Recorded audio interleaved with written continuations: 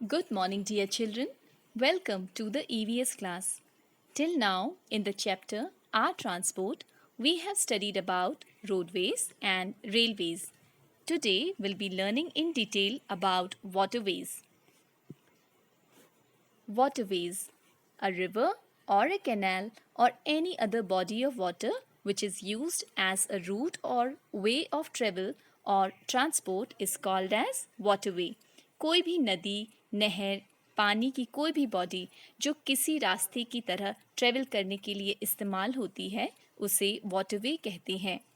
ये mode of transport बहुत सस्ता होता है, पर दूसरे ट्रांसपोर्ट के कंपैरिजन में इन ट्रांसपोर्ट की स्पीड कम होती है।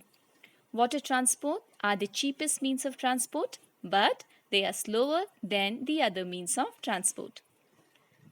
Children, here you can see some examples of means of transport. Boat, motorboat, naval ship, passenger ship, cargo ship, and submarine. Ships carry people and goods in huge quantity from one country to another.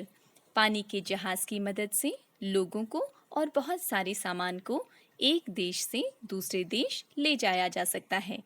For example, India sends large quantity of food products and oil to Japan with the help of these ships. ऐसी ships जो बहुत सारे सामान को लेकर जाती हैं उन्हें कार्गो शिप्स कहते हैं। ये है ऑयल टैंकर शिप, ये भी एक तरह की कार्गो शिप है। इन शिप्स में ऑयल जैसे कि पेट्रोल ट्रांसपोर्ट किया जाता है। Children, there are many rivers in India like Ganga, Godavari, Krishna, Brahmaputra river. यहाँ इस मैप में ब्लू एंड पिंक कलर्स की लाइन में रिवर्स दिखाई गई हैं। इन नदियों को वाटरवेज की तरह यूज़ किया जाता है। इनमें शिप्स और बोट्स चलते हैं। बच्चों, आपने जाना था कि नेशनल हाईवेज के नंबर्स होते हैं, उसी तरह इन नदियों की वाटरवेज के भी नंबर्स होते हैं। For example, national waterway 1, it is shown in the map here from a place called Haldia in West Bengal to Prayagraj in UP. ये वाटरवे इंडिया का सबसे लॉन्गेस्ट वाटरवे है। ये वाटरवे जिन नदियों पर है वो हैं गंगा, भागीरथी और हुगली नदी। This is a picture of a ship in National Waterway 1. Children, you must be knowing that there are 28 states in India. Out of these 28 states, 9 states are coastal states. Coastal states are those states which are located near the sea. जो state समुद्र के किनारे स्थित होते हैं उन्हें coastal states कहते हैं।